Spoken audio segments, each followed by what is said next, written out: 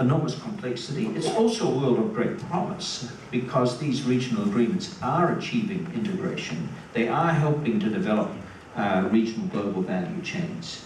But they also throw up some very big challenges to all of us. And of course, the great danger is, what about the smaller countries who are excluded from those processes?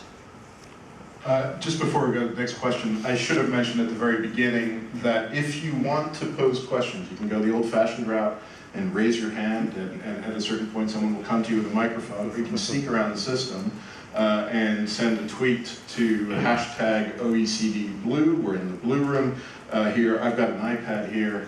It'll come straight to me, and I can pose that question to the panel.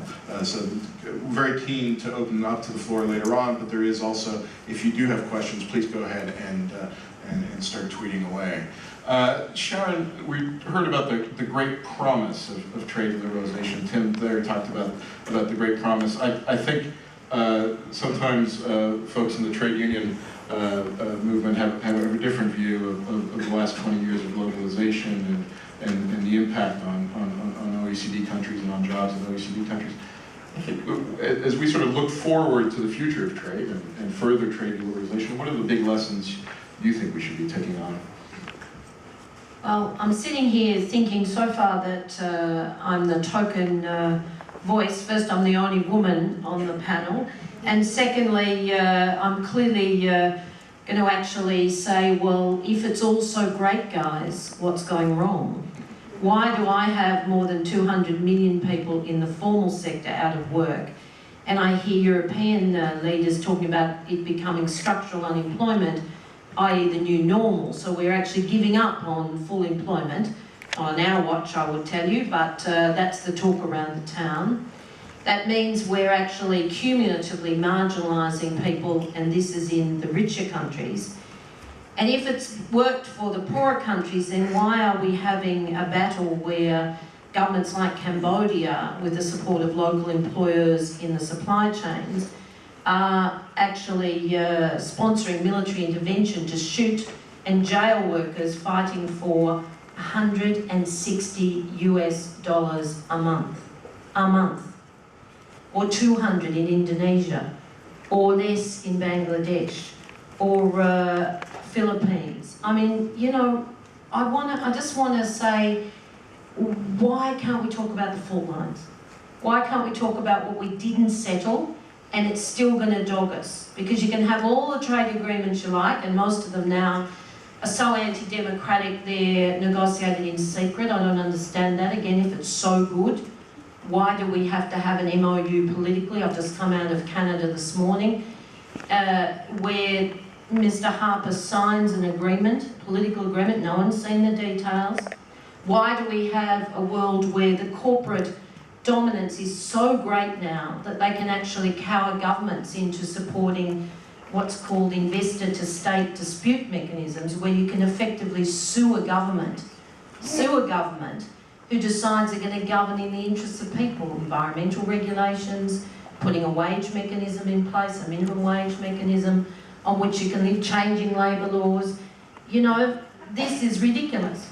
And so when I sat on the Lamy, Roberto, just before you came in, review panel, we didn't agree that inequality was a product of trade. You can imagine that caused some pretty interesting debate. But what we did agree is that inequality was a threat to the trading system. And so I say, let's go back and have a look at some of the unsettled business.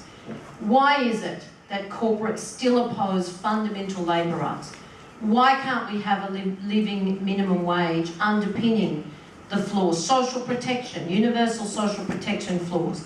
The right to bargain for a fair share of the productivity.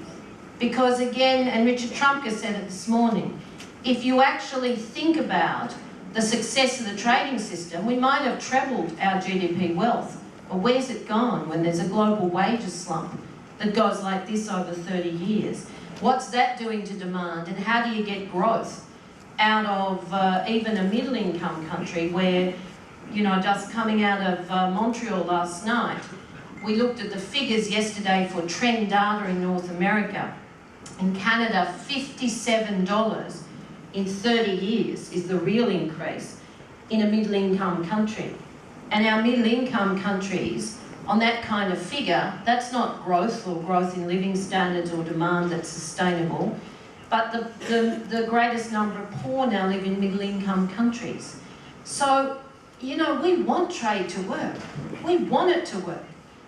But when we still have monopoly power and investment, the oligopsony piece, then of course not the dispute settling mechanism we actually support at the WTO, but a group of lawyers who can be judge on the one hand about investor states complaints or jury on the other hand, when this is not a trading system that is sustainable. So multilateralism, yes. Fair rules of the game. Let's have a floor. Why are business so frightened of a floor? For goodness sake, do they want, do CEOs really want their kids, their sons and daughters working in the textile factories in Bangladesh, or the beer halls in Cambodia, or the mines in the Congo? We've got to do better. So globalisation has to work for everybody. And so unemployment, employment, full employment, social protection, a fair minimum wage, a wage on which you can actually live. Are these too much to ask of the system?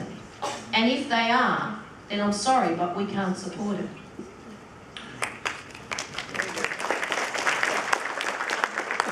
I really do want to come back to that question of the fault lines, and we'll talk with Roberto and others about that.